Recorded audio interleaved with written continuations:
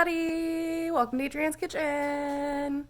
I just want you to know I intentionally put on a non-patterned shirt this morning because I knew I'd be wearing my apron for you. So that way there would be no pattern on pattern concerns. Whew, you're going to see me in this shirt a lot though. Upcoming videos, I'm doing some meal prepping for the week. I found preparing dishes to just put in the oven actually made for a really easy and enjoyable work week instead of cooking a meal every single day.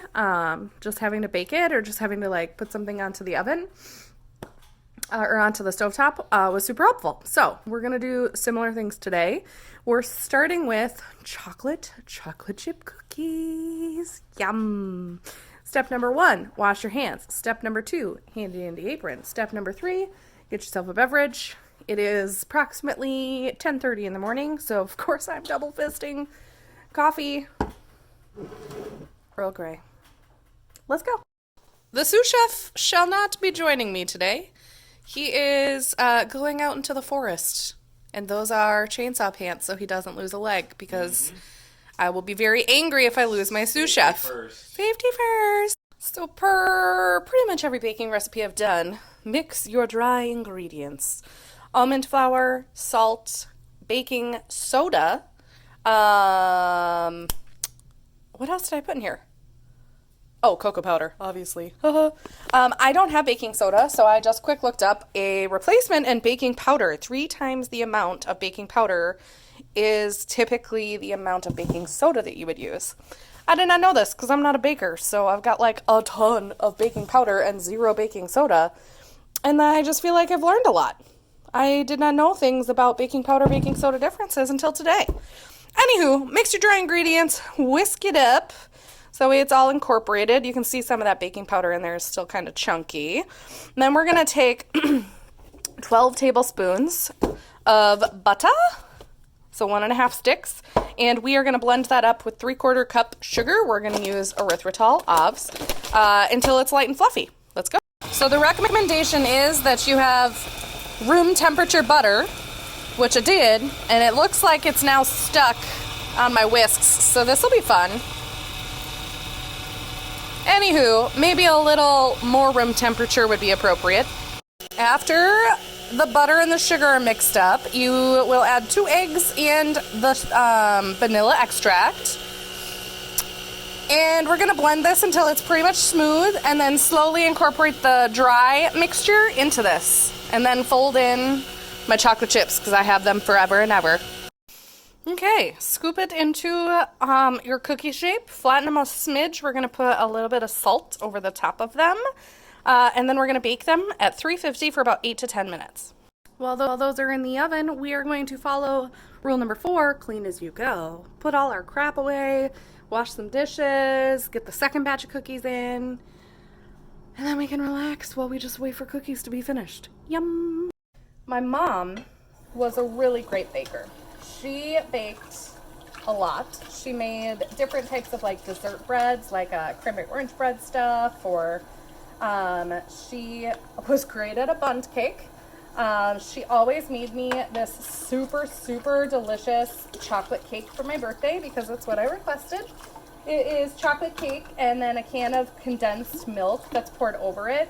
It's got poked holes in it, and then chocolate and caramel sauce, and then whipped cream as frosting, and then more chocolate and caramel, obviously. And it was my favorite. It was delicious. She made cookies. She had just like this entire recipe book full of desserts that she loved to make, and we loved to eat. I didn't pay attention when she'd bake because I didn't care, or I had other things going on, or I was just being a teenager or whatever, and I regret that. There are very few things that I regret in life at all, because I think anything that you look back on and say, ooh, that might have been a mistake, is still a learning opportunity. My mom passed. It'll be a lot of years this year. She passed in 2007, so I think that makes 13 this year. Math is hard. 13 this year. And I was just 20 when she passed away, and I missed out on a lot of opportunities to learn how to bake cookies, how to bake bread. So if you have a parent that's still in your life, like your mom or your dad, if you have them, cherish them, learn from them, because I guarantee you, well, most of the time, some parents are not great, but most of the time, your parents' entire goal is just to help you live a happy and full and complete life and learn all sorts of things. So learn from them. It's important. Well, they came out a little bit more flat than I think I was prepared for. And their texture is definitely weird, but I think that's just the almond flour, because almond flour and regular flour just have different textures. I made a different recipe last week, and they did not really flatten at all. I also didn't squish them down last week, and I scooped them instead of rolling them into balls. They were still super tasty. Obviously, I still have some left. I'm making more because I may or may not be sending some to somebody that I know who requested them. No, I don't really do that very often, send things in the mail via request, but it's for someone very near and dear to my heart, so that's why I'm doing it. So please don't request any snacks from me because it's for my dad. Okay, guys, it's for my dad. He is also low sugar in his life, and so I told him I'd send him some cookies. Don't ask me to make you something. You're not my dad. Mistakes were made. They were definitely too close together, or the balls were too big. So, learning, no regrets for this, because it's still gonna taste delicious. These ones are apparently very fragile. I moved them off of the pan and some of them broke, so of course I had just a smidge of a nibble. Every chef has to taste their creation, right? It's delicious. Better than the other cookies I made the other day, even when they were fresh. So, I love you, Dad, and you're welcome. 10 out of 10, best thing I've eaten all day.